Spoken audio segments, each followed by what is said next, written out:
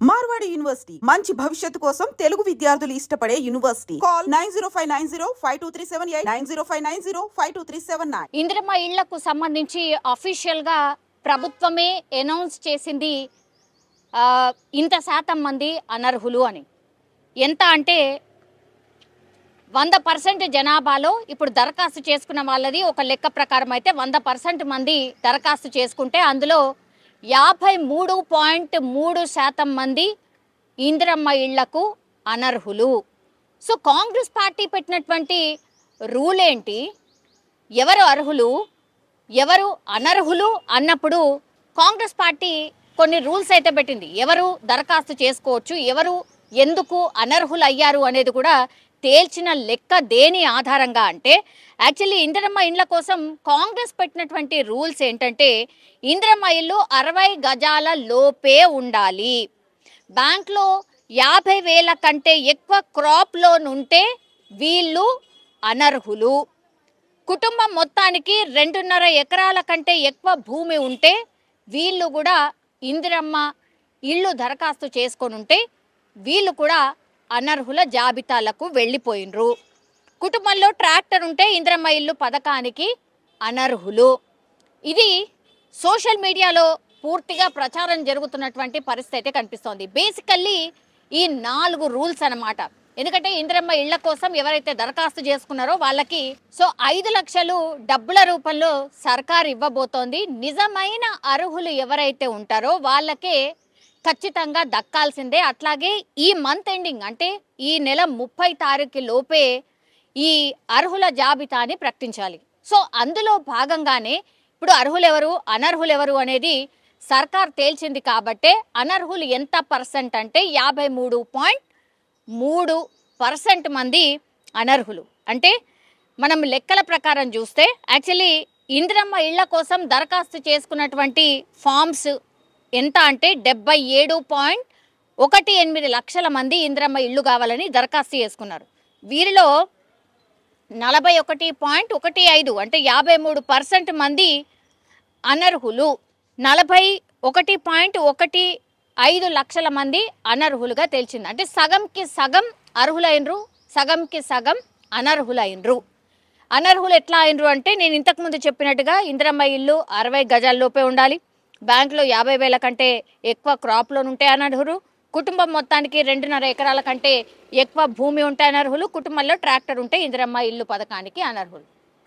నిజంగా చెప్పాలంటే కూడా ప్రభుత్వం ఇవే బేసిక్ లైన్స్ తీసుకుంది. ఎందుకంటే ఒకవేళ నిజంగా ఇవన్నీ ఉంటే ఇందిరమ్మ ఇల్లు మీకేం అవసరం, మీకే స్తోమత ఉంటుంది కదా, మీరే కట్టుకోవచ్చు కదా.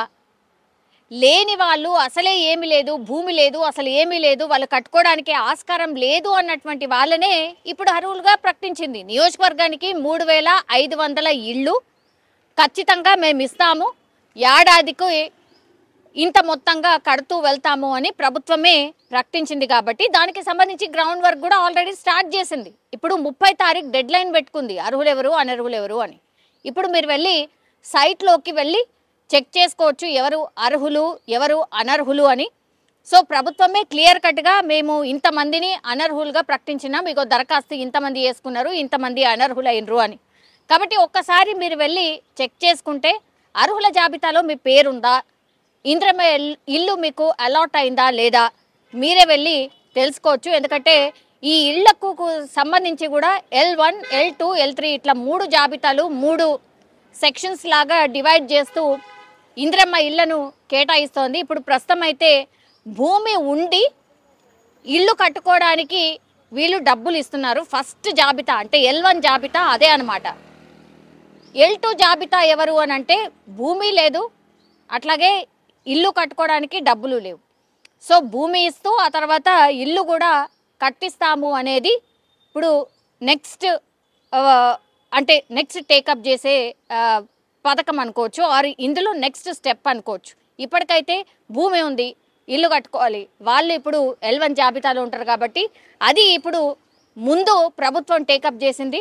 సో అందులో భాగంగానే ఇగో వీళ్ళు అనర్హులు వీళ్ళు అర్హులు అని ప్రభుత్వం అనౌన్స్ చేసిన పరిస్థితి. సో మీరు వెళ్ళి గవర్నమెంట్ వెబ్సైట్లో కూడా హౌసింగ్ బోర్డ్కి సంబంధించిన గవర్నమెంట్ ఇందిరమ్మ ఇళ్లకు సంబంధించిన ఈ వెబ్సైట్ ఏదైతే ఉందో దాంట్లో వెళ్ళి మీ పేరుందా లేదా, ఆ జాబితాలో మీ పేరుందా లేదా, అప్లికేషన్లో మీరు ఏదైతే ఇన్ఫర్మేషన్ ఉందో అదంతా కూడా క్రాస్ చెక్ గ్రౌండ్ లెవెల్లో చేసుకున్న తర్వాతనే ఆ అర్హుల లిస్ట్ని ప్రిపేర్ చేసిండ్రు. కాబట్టి మీరు ఒకవేళ ఈ లిస్ట్లో పేరు మీది లేకపోతే గనక ఎందుకు లేదు ఏంటి అనేది కూడా మీరు వెళ్ళి డైరెక్ట్గా అడిగే ఆస్కారం కూడా ఉంది. ఇది కంటిన్యూషన్ ప్రాసెస్ అని గవర్నమెంట్ చెప్తున్న పరిస్థితి అయితే కనిపిస్తోంది. ఇప్పుడు ఇందిరమ్మ ఇళ్లకు సంబంధించి అఫీషియల్గా ప్రభుత్వమే అనౌన్స్ చేసింది ఇంత శాతం మంది అనర్హులు అని.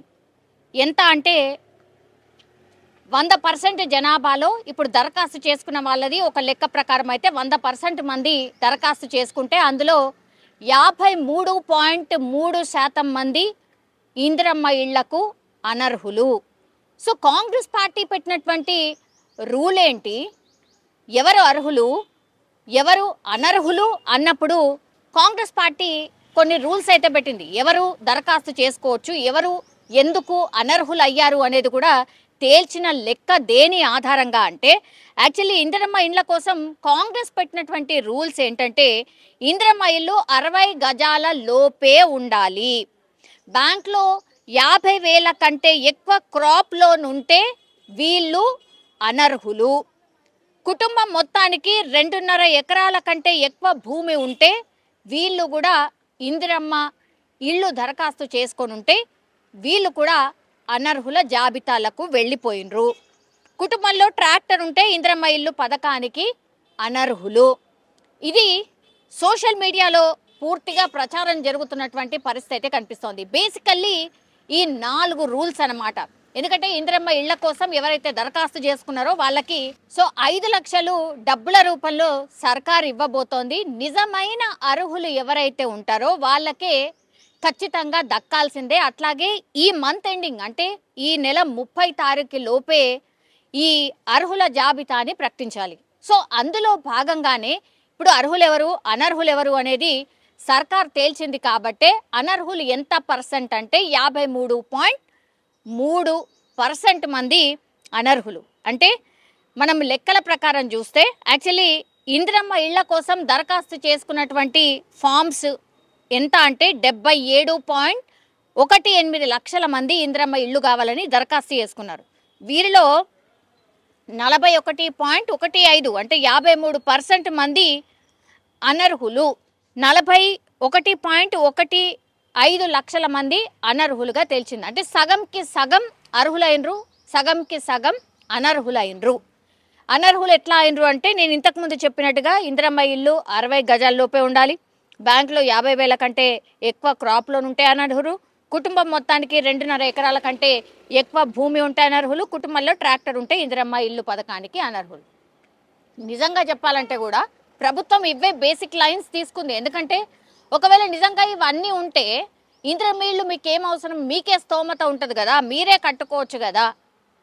లేని వాళ్ళు అసలే ఏమీ లేదు, భూమి లేదు, అసలు ఏమీ లేదు, వాళ్ళు కట్టుకోవడానికి ఆస్కారం లేదు అన్నటువంటి వాళ్ళనే ఇప్పుడు అర్హులుగా ప్రకటించింది. నియోజకవర్గానికి 3,500 ఇళ్ళు ఖచ్చితంగా మేము ఇస్తాము, ఏడాదికి ఇంత మొత్తంగా కడుతూ వెళ్తాము అని ప్రభుత్వమే ప్రకటించింది. కాబట్టి దానికి సంబంధించి గ్రౌండ్ వర్క్ కూడా ఆల్రెడీ స్టార్ట్ చేసింది. ఇప్పుడు 30 తారీఖు డెడ్ లైన్ పెట్టుకుంది అర్హులెవరు అనర్హులెవరు అని.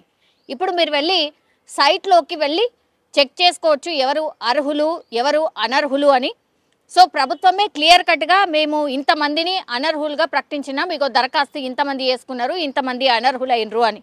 కాబట్టి ఒక్కసారి మీరు వెళ్ళి చెక్ చేసుకుంటే అర్హుల జాబితాలో మీ పేరుందా, ఇందిరమ్మ ఇల్లు మీకు అలాట్ అయిందా లేదా మీరే వెళ్ళి తెలుసుకోవచ్చు. ఎందుకంటే ఈ ఇళ్లకు సంబంధించి కూడా L1, L2, L3 ఇట్లా 3 జాబితాలు 3 సెక్షన్స్ లాగా డివైడ్ చేస్తూ ఇందిరమ్మ ఇళ్లను కేటాయిస్తోంది. ఇప్పుడు ప్రస్తుతం అయితే భూమి ఉండి ఇల్లు కట్టుకోవడానికి వీళ్ళు డబ్బులు ఇస్తున్నారు. ఫస్ట్ జాబితా అంటే L1 జాబితా అదే అనమాట.